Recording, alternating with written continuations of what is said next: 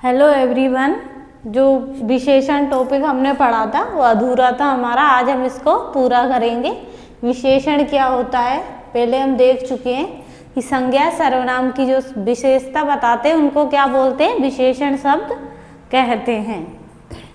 और विशेष्य किसको कहते हैं, जिसकी विशेषता बताई जाती है, यानी कर्ता, सर्वनाम, संज्ञा, इनको क्या कहेंगे, विशेष्य।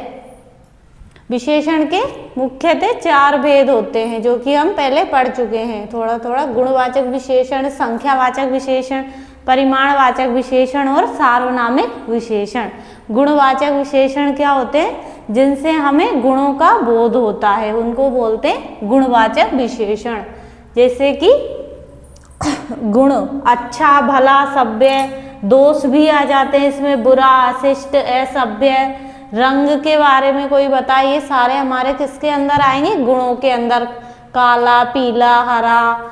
दशा, स्वस्थ, मोटा,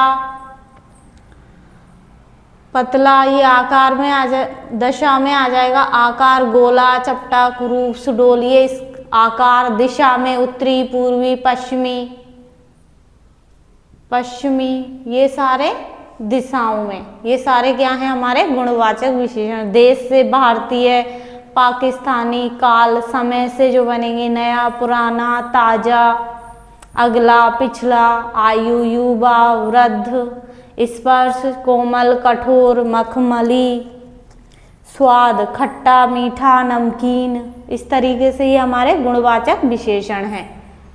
अब इनको कैसे प्रयोग करेंगे हम संज्ञा के लिए, ये लिंग के आधार पे कुछ शब्द तो हमारे परिवर्तित होते हैं और कुछ नहीं होते हैं। जैसे अच्छा लड़का, अच्छी लड़की, भला लड़का, भली लड़की, सभ्य व्यक्ति, सभ्य महिला, ये चेंज नहीं हुआ। इसी तरह बुरा बुरी हो जाएगा, अशिष्ट का अशिष्ट ही रहेगा, चाहे लड़की के लिए बोलो, महिला के लिए बोलो, चाहे पुरुष के लिए बोलो। कुछ भाषा के आधार पे ये फिक्स होता है, भाषा के आधार पे कुछ तो चेंज होते हैं, कुछ नहीं होते हैं। कुछ को स्त्रीलिंग और पुल्लिंग दोनों में एक समान ही प्रयोग किया जाता है।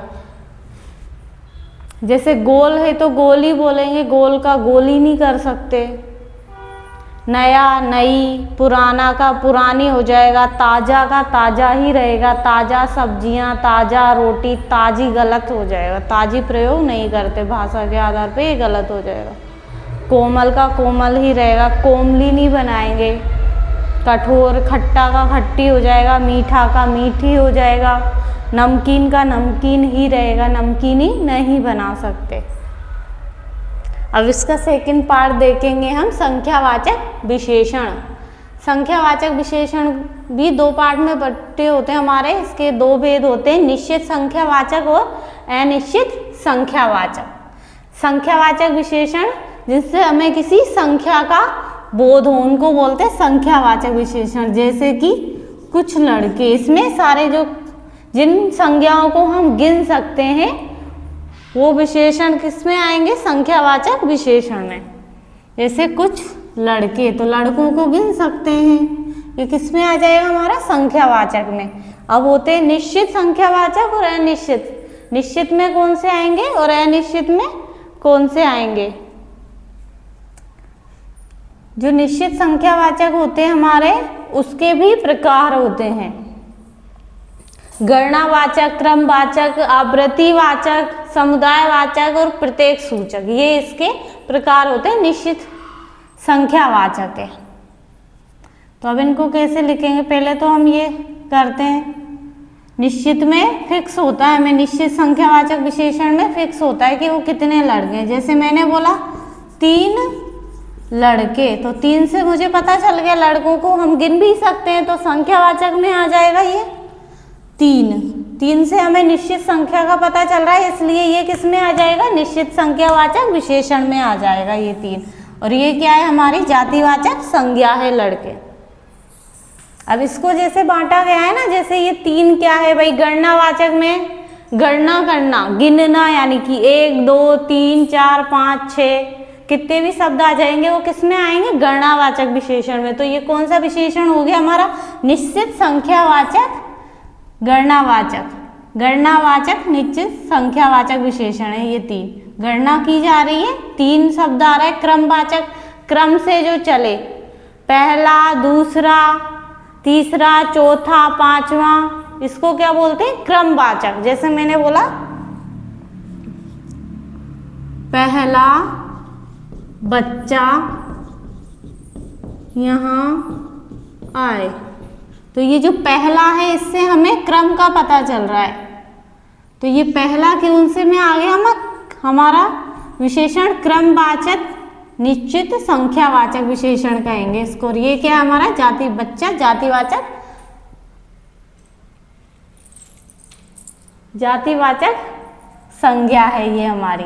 उसके बाद है आवृत्तिवाचक, दुगना, तिगना, ये सब किस में आ जाएंगे? हमारे आवृत्तिवाचक में। चौगुना, पांच गुना। समुदायवाचक में दोनों, तीनों, एक पूरे, पांचों, चारों, जैसे मैंने बोला चारों मिलकर इस काम को करो, तो ये जो चारों है एक पूरे समुदाय का बोध करा रहे, इसलिए इसको क्या कहेंगे? समुदायवाचक विशेषण। इस तरीके से अब है अनिश्चित संख्यावाचक विशेषण। इसमें हमें संख्या का फिक्स नहीं होता कि हम किसकी बात करें। जैसे मैंने यहाँ पे बोला कुछ लड़के, कुछ महिलाएं, तो कुछ महिलाएं पता नहीं है कितनी है महिलाएं, फिक्स नहीं है हमको कि महिलाएं कितनी हैं, इसलिए ये हमारा अनिश्चितवाचक संख्यावाचक विशेषण हो गया। और महिलाओं को हम गिन सकते हैं इसलिए संख्यावाचक है, और कुछ से निश्चित भी नहीं है इसलिए अनिश्चित संख्यावाचक विशेषण, और महिलाएं जातिवाचक संज्ञा। इसके बाद है हमारा परिमाणवाचक विशेषण, इसको देखेंगे हम। परिमाणवाचक विशेषण में नाप तोल की चीजें आती हैं, जिनको तोलने के लिए किसी मात्रा की आवश्यकता हो, जैसे थोड़ी शक्कर। इसमें भी दो टाइप के होते हैं, ये निश्चितवाचक और अनिश्चित वाचक विशेषण। निश्चित और अनिश्चित, ये इसके भी दो भेद होते हैं भाई, अनिश्चित और निश्चित। अब थोड़ी से पता चल रहा है हमें शक्कर को काउंट कर सकते हैं क्या? नहीं कर सकते। अनकाउंटेबल नाउन जितने भी होंगे हमारे परिमाणवाचक विशेषण में आ जाएंगे। इनकी जो विशेषता बताएंगे वो, शक्कर हमारा संज्ञा शब्द हो गया, और थोड़ी से क्या पता चल रहा है हमें? थोड़ी शक्कर है, निश्चित नहीं है भाई कितनी है, तो ये अनिश्चित परिमाणवाचक विशेषण में आ जाएगा। अब मैंने बोला 1 किलो शक्कर, पता है हमें शक्कर कितनी है? 1 किलो है। ये 1 किलो किसकी विशेषता बता रहे हैं? शक्कर की। तो ये शक्कर तो संज्ञा शब्द हो गया, इसकी विशेषता 1 किलो से पता चल रहा है, तो ये निश्चित परिमाणवाचक विशेषण हो जाएगा हमारा। उसके बाद है सार्वनामिक विशेषण। सर्वनाम से बनते हैं ये वाले विशेषण, सार्वनामिक विशेषण। इनको संकेतवाचक भी कहते हैं, निर्देशवाचक विशेषण भी कहा जाता है। जैसे वह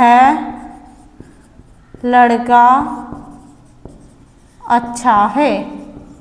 लड़का क्या है? हमारा जातिवाचक संज्ञा।